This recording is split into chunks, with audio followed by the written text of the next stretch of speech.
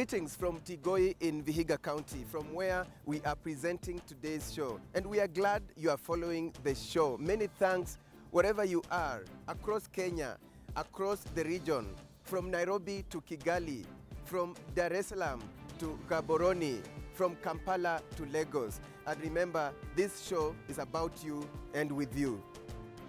For the past 3 weeks, we've been discussing housing issues, from urban poverty to housing as a human right.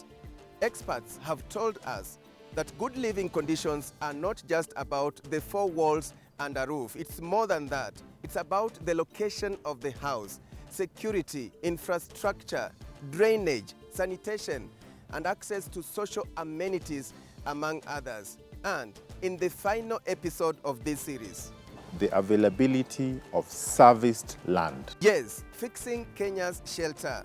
As we finalize this series on housing, we will look into the way forward. What are the things that need to be done in order to improve living conditions in the country? But first, the fact sheet. Housing has been internationally recognized as an indicator of the economic growth and well-being of a nation. In Kenya's development blueprint that is known as Vision 2030, housing falls under the social pillar which seeks to create a just, cohesive, and equitable social development in a clean and secure environment. The vision is to have an adequately and decently housed nation by the year 2030. Under this vision, the government's pledge is to facilitate the development and access to affordable and adequate housing by securing and servicing urban land with physical and social infrastructure. Towards this goal, the government is encouraging public-private partnerships. The strategy includes developing national construction capacity, utilization of appropriate building materials and low-cost construction technologies, and addressing the cost of financing, among others. The government's promise is to increase annual urban housing production from 35,000 units in the year 2008 to at least 100,000 units. Generally, Kenya's Vision 2030 aims to transform the country from its current status into a newly industrializing middle-income country, providing a high quality of life to all citizens. With housing being a devolved function of government, the role of county governments is paramount.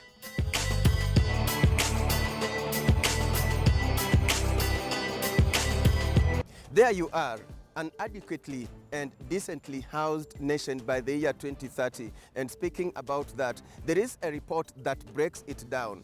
It gives you the status of housing in each county, from walling to flooring to roofing. And this data is drawn from the 2009 National Population and Housing Census. The report is published by the Kenyan National Bureau of Statistics in collaboration with the Society for International Development. Let us now sample some of the counties, beginning with Vihiga County, from where we are hosting this show. 92% of residents in this county have homes with corrugated iron sheet roofs. 20% of the residents have homes with cement floors, while 79% have earth floors. Bungoma County has 78% of homes with corrugated iron sheet roofs. Grass roofs cover 19% of homes. The county has 20% of its residents living in homes with cement floors, while 79% have earth floors. Let us now cross to MERU County, 93% corrugated iron roofs, 38% with cement floors, while 60% of homes have earth floors. In KILIFI County, 42% of residents have homes with corrugated iron sheet roofs. Grass and makuti roofs constitute 52% of homes. 32% of residents have homes with cement floors, while 65% have earth floors. How about Laikipia County? Behind me is shelter used by the SAMBURU community. The houses are commonly known as manyatas. Tunaweza kujenga nyumba hata ya mawe ama nyumba ya mbao ama nyumba yoyote ya permanent. Lakini hii tunatumia kwa vitu mingi, kwa mambo ya kienyeji, mambo ya kutahiri vijana, mambo ya maharusi. However, manyatas in this county are scattered as compared to Samburu County, where houses with mud or dung roofs constitute 38%. In KISII County, 83% of residents have homes with corrugated iron sheet roofs. Grass and makuti roofs constitute 12% of homes. And this is a summary of the outlook in other counties.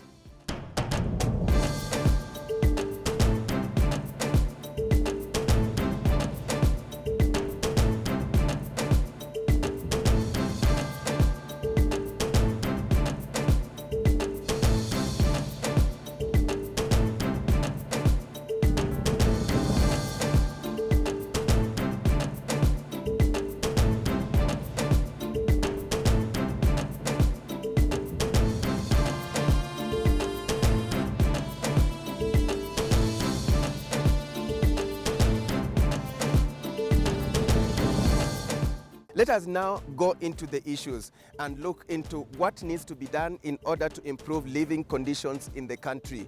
Take a look.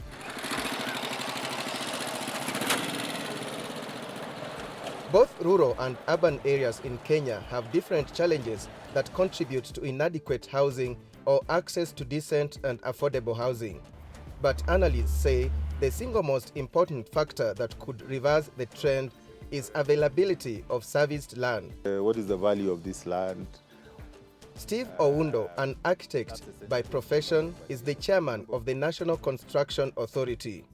Serviced land means this plot has a road, it's accessible, it has power, it has water, and most important, it has sewer.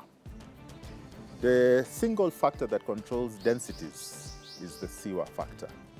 Now, the fact that we don't have an extensive sewer system within our counties is the sole reason why the few pieces of land that are connected to the sewer are very highly priced. Now, what has also been happening when you talk about land is the element that, if you look at, I would say the element of production, we're normally supposed to talk about input and output. We have a great scenario within our country here where I buy a piece of land, I sit on it for 3 years, and 3 years down the line I'm able to sell it for 10 times the price that I bought it. Yet I have not actually added value.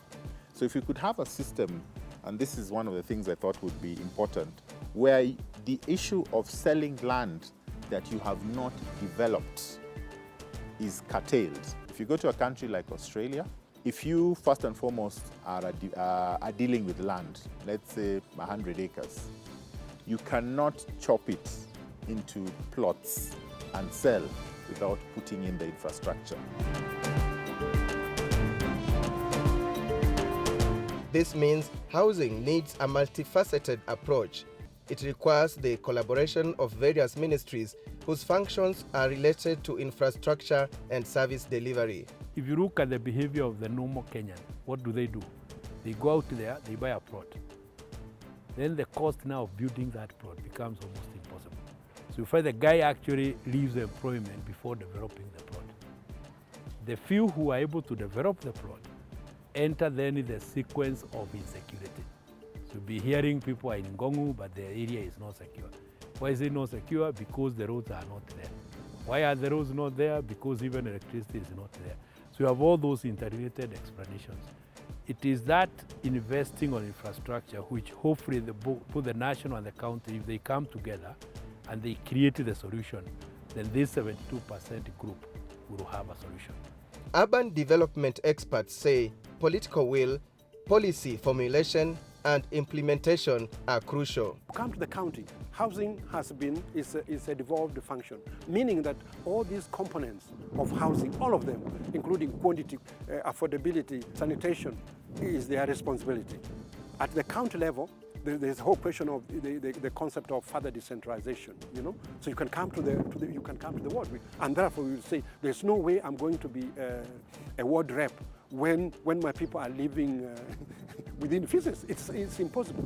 When then the children are playing in that, the kind of diseases that they get just means that if I was the local leader, would just be meaning that I'll be being called for Harambes, because people will be perpetually wanting to go to hospital. And when they do like that, they don't go to school. The other factor is the cost of financing. Innovation and technology, if given the relevant attention, could also contribute to fixing Kenya's shelter. The thing about construction and the philosophy should be use of appropriate technology, use of available materials. Okay, I welcome any form of innovation, whether it is mud blocks, clay blocks, the panels, whatever somebody is doing to try and make a difference within housing, we must encourage that. Experts also cite lack of adherence to professionalism in the construction and building industry. In construction, you have 4 players. You have the government that creates the policies and is also responsible for the approval processes. We have the developer, the person who is desirous of putting up the house. We have the consultants, those are the architects, the quantity surveyors, the engineers who are responsible for designing. Then we have the contractor. The contractor is the person who actually spends 24 hours on site ensuring that that building is put up. All those 4 players have a responsibility of working together to be able to produce, I would say, a decent house. It is against this background that the National Construction Authority was established to bring sanity in the sector. The National Construction Authority is also supposed to train contractors, and it's also supposed to register site workers and also skilled laborers. The National Construction Authority is also supposed to ensure that on site we are having acceptable safety standards. We're also supposed to be innovative in terms of research and development and propose to government new ways of managing the construction industry. UN Habitat, the United Nations body that deals with urban planning and human settlements, works with governments to enhance access to decent and affordable housing, and one of the areas of focus is availability of social amenities as a measure of good shelter. UN Habitat is also working with devolved governments. Our job is to follow the communities. So when there is a demand, when there is a need for support, we go from small settlements to small towns, to market towns, from market towns to bigger towns and urban centers, and then obviously the city. So we do not exclude where there is a demand for the technical support that is required from UN Habitat. We are there because our role is to provide the necessary technical support to the communities, to the settlements that need that capacity building. We take a short break. When we return, are grass-thatched houses necessarily bad? Plus, the National Housing Corporation, the body that is mandated with providing low-cost housing, is it doing its work? Right after the break.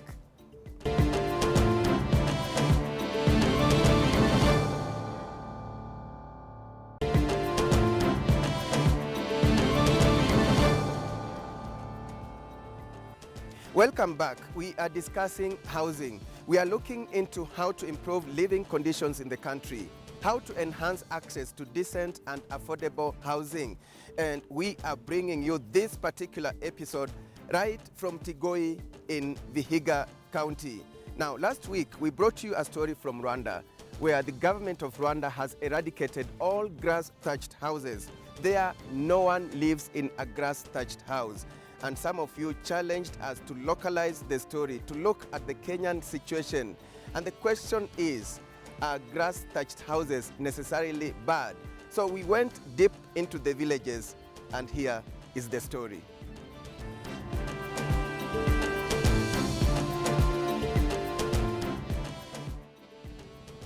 In Kaila village, Baringo County, we meet Jacqueline Kasara, a peasant who lives in a grass-thatched house with her 7 children.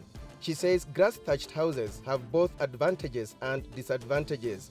First, the advantages. Nikiwa na chakula ile nisitaki iharibike, nikiweka nyumba kama hii ni mzuri, hata anakaa siku 2-3.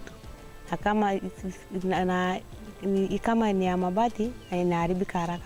The biggest disadvantage is that grass for roofing is now becoming scarce, and in the long run, it is more expensive to construct such a house as compared to one with a roof made of iron sheets. In addition, if one does not have the relevant resources to keep replacing the grass, one would be inviting unhealthy living conditions. Nyumba ya nyasi kuna vitu mingi kumuchwa na hii maseneke napatikana kwa huko, hata hii scorpion niko. Data drawn from the 2009 National Population and Housing Census indicates that Baringo is one of the counties where grass is still widely used to roof houses. Grass thatch roofs constitute about 39% of homes in the county. From Baringo, we went to Ikolomani in Kakamega County. In Emahule village, we found Musa Akonya, who is not just an inhabitant of a grass-thatched house, but also an expert in building such houses. Hii wall kuna mahali huko chini karibu na maji, bali tunatoanga hii mchanga ya inakaa kama simiti hii ya grey. Unakuja unachanganya na mchanga ingine kidogo na zamadi unapaka. Ndio unaona kama ukiangalia nyumba vizuri inakaa kama ni ile imewekwa kama rough cast ya simiti. If the floor is not properly maintained, he says, that becomes the breeding ground for jiggers. Here, cow dung is used to smear the floor to prevent jiggers, and this is done once a week. Natamani niwe na ile ya mabati, lakini sasa juu ya uwezo sahi sina. Hata nyazi sasa sahi unaona kama hiyo nyazi imeisha. Na nyazi sasa kuangalia kwa hii area hiyo nyazi hakuna mahali nitatoa hiyo nyazi. Hii nyazi niliweka kwa hii nyumba nilitumia shilingi 300. Lakini ukilinganisha na sahi nikitaka niweke nyazi mpya kama hii itanigharimu kitu kama 3000 ndio niweke. Na ukipiga hesabu kwa hiyo 3000 nikienda ninunue mabati hapo labda kwa hiyo 3000 naweza pata mabati kama 6 ama 5. Na hii nyazi hata nikiweka nyazi nyingine mpya sio kitu itaishi maisha. Itamaliza kitu kama miaka 6, miaka 7 tena yaanze kuchipuka. In Kakamega County, grass-thatched houses make 20% of homes, while 77% of homes have corrugated iron sheet roofs. 80% of homes have earth floors. We can have very decent roofs. And by the way, thatch roof in Europe is the most expensive house and so on, but they are properly done. We must maintain and ensure that we enhance the thatching skills, you know, which we should begin to teach. We must also ensure if the thatch is a problem, we can actually grow thatch. We can actually have proper thatch that can be done. We can also think about how we can preserve the thatch roof so that it can stay longer, it can stop leaking and so on, and that it can be a thing that people can be proud of. And thirdly, we should disabuse the fact that thatch is equivalent to poverty.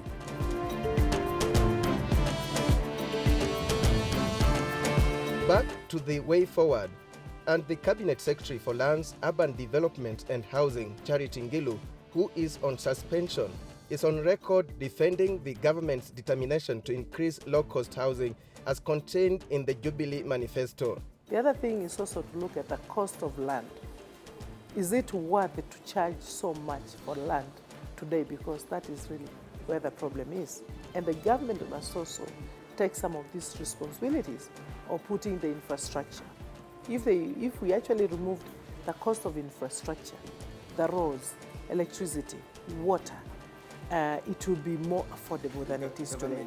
Asked about the role of the National Housing Corporation, Ngilu lamented that the parastatal had veered off its mandate. At one time they did, by the way. If you went to many districts, you found National Housing Corporation and actually producing houses at very affordable prices. That is not the case today. They have just gone out of that mandate. And the same thing also was for Housing Finance Company of Kenya. It was supposed to exactly do that. But unfortunately, they have now gone out of what they were supposed to do. And now they have become very commercial. They will continue doing what they are doing, which is okay, but we will ensure that Kenyans can get affordable homes. Yes. not from them, but from the program that we have put in place. NHC, on the other hand, sought to defend its record. We have had a lot of development, particularly in Nairobi. And one of the showcases where we are studying. This side you see a lot of developments in terms of flats. They come all the way from Langata 1, 2, 3, 4, and 5. And currently we are doing Langata 6. Rural housing is a product of national housing where we give loans to rural populace, in the sense that if you have a land, if you want to provide yourself with a simple house, we provide you up to a loan of up to 3 million Kenya shillings. The other product we have is the houses like you are seeing. We call them tenant purchase. Tenant purchase is like these houses, like these ones, where we provide the houses, then we sell over a long period to able and willing purchasers.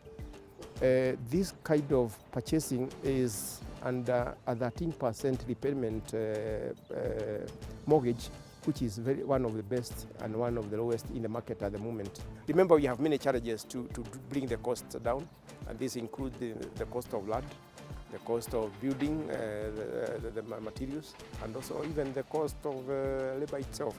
So the factory that I spoke about earlier addresses the cost of material and the cost of labor to some extent, and we shall be able to reduce that. We are also working with the ministry in charge of land, which is our parent ministry, to see how we can address the issue of land, because if we can address now that and the other aspects, we shall be able to bring the cost of the houses down. What the economy needs to start asking is, where can NSSF, the NHIF, all those now what we call heavy saving schemes of the country, how do they come in to be a solution to affordable? Because that's what other economies do. They use the social funds, which they collect from the same workers, to go back and reinvest in housing schemes where these workers are able to pay.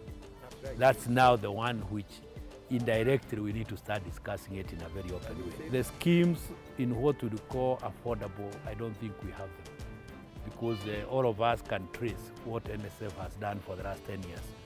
And other than the famous Ad River scheme, nothing else major. The rights of the National Housing Corporation as entities of government will need to talk to the initiatives of the ordinary people, the SACCOs, the chamas, so that you have a correlation between what chamas and SACCOs have as savings and what the national housing can bring in as the expertise side. With that, we come to the end of the show. We are glad you followed the special series on housing. Remember, this show is about you and with you, presented on location. Today, we brought you the show right from Tigoi in Vihiga County. Till next week, when we will bring you another informative edition. On behalf of the crew, bye-bye.